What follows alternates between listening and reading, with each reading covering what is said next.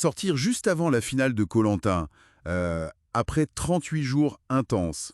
Et ça, à cause de ce que Denis Brognard lui-même a qualifié de plus grand coup de bluff de l'histoire. C'est un coup dur. Et c'est ce qui est arrivé à Céline Facio. Alors, on a mis la main sur un entretien qu'elle a donné, vraiment juste après son élimination. L'idée aujourd'hui, c'est de décortiquer un peu tout ça. Son ressenti, les raisons derrière cette sortie, et bon, ce qu'elle retient de cette aventure extrême. Oui, et dès le début de l'entretien, il y a des choses qui frappent vraiment. Évidemment, ce fameux coup de bluff, le faux collier de Claire et Gérôme, le Catalan, ça a marché du tonnerre, élimination unanime. Imparable. Mais ce qui marque aussi, c'est son état physique. Elle le décrit très bien, 13 kilos en moins. 13 kilos, Ouais, 20% de sa masse corporelle. Elle dit qu'elle marchait au ralenti, qu'elle faisait même des malaises. Ça, c'est hyper important pour comprendre ce qui s'est passé. bien sûr. Et puis, il y a l'histoire de l'alliance, notamment avec Gaël. Gaël a voté contre elle aussi.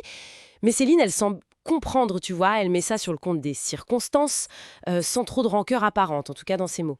C'est vrai que cet épuisement, ça change complètement la perspective sur les décisions prises, j'imagine. Mais alors, au-delà du choc de ce bluff, comment l'entretien explique que ça ait fonctionné si bien contre son alliance? C'était juste l'effet de surprise? Mais c'est un peu plus compliqué que ça, hein. Ce qui ressort, et elle le dit elle-même, c'est comme une défaillance collective.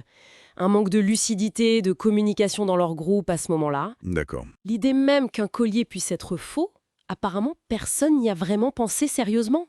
Ah ouais? Ouais. Et personne n'a eu réflexe de dire «Attends, montre la note». Tu sais, le petit mot qui va souvent avec les vrais colliers. Le détail qui tue. Exactement. Et surtout, pas de concertation rapide, pas de plan B pour essayer de contrer ça. L'épuisement, clairement, ça a dû jouer à fond sur ce manque de réactivité, quoi. Logique. Et elle ajoute une couche de complexité, un sentiment de trahison vis-à-vis de Jérôme le Catalan. Elle affirme qu'ils avaient un pacte sur le vrai collier, celui qu'elle avait, et qu'ils ne l'auraient pas respecté. Ah d'accord. Donc, un mélange d'usure physique, mentale qui plombe le jugement, plus les histoires d'alliance, de pactes peut-être trahis. C'est c'est dévastateur comme cocktail. Et humainement alors, juste après l'élimination, comment elle se sent? Elle décrit ça comment? Oh là, les mots sont forts, hein. Ça montre bien la violence du truc physiquement et émotionnellement. Elle se dit exténuée, elle avoue avoir craqué sur le camp juste avant. Hmm, Au moment où les votes tombent, elle était enragée. Et elle parle de cette élimination comme de la place du con. ouais, la pire place. C'est ça, juste avant la fin. Le choc aussi en se voyant dans le miroir après 38 jours, réaliser l'état physique. Et même son arrivée à la résidence du jury final, apparemment, ça n'a pas été simple.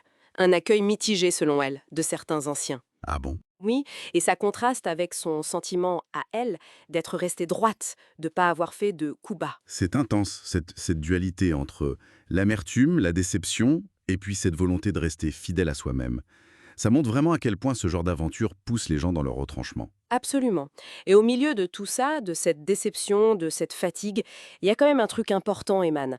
La fierté de ses proches. Ils ont été marqués par sa ténacité, par le fait qu'elle n'ait jamais abandonné, malgré les conditions hyper dures. Ça compte aussi dans son bilan. C'est vrai. Ce contraste est intéressant. L'échec personnel, l'épuisement d'un côté, et la reconnaissance de sa persévérance de l'autre. Ça illustre bien toute la complexité humaine et stratégique de koh en fait. Tout à fait. Alors, si on résume un peu les points clés de son expérience, d'après ce qu'elle dit. 1. Elle est victime d'un bluff hyper efficace, facilité par un manque de lucidité et de communication, sûrement lié à la fatigue. 2. Il y a ce sentiment de trahison lié à un pacte présumé non tenu. 3. La détresse physique et psychologique est immense, ça culmine avec cette élimination vécue un peu comme une injustice. Et 4. L'arrivée au jury est compliquée, mais il y a quand même cette fierté de son parcours et celle de sa famille. C'est clair que ce récit, ça montre vraiment comment l'épuisement devient presque un joueur à part entière dans le jeu. Ça sape l'analyse, la réactivité. Et les relations humaines, sont mises à l'épreuve. C'est le moins qu'on puisse dire. Les loyautés aussi. Exactement. Et ça ouvre une question plus large, je trouve, qui dépasse même le jeu. Qu'est-ce qu'une épreuve comme ça, qui pousse le corps et l'esprit à bout, révèle vraiment sur notre résilience? Et comment la loyauté, la trahison, tout ça, comment ça se redéfinit quand on est sous une pression pareille? Et au final, est-ce que la fierté d'avoir tenu bon, d'être allé au bout de ses forces, finit par prendre le dessus sur l'amertume de l'élimination, sur les rancœurs éventuelles? Bonne question.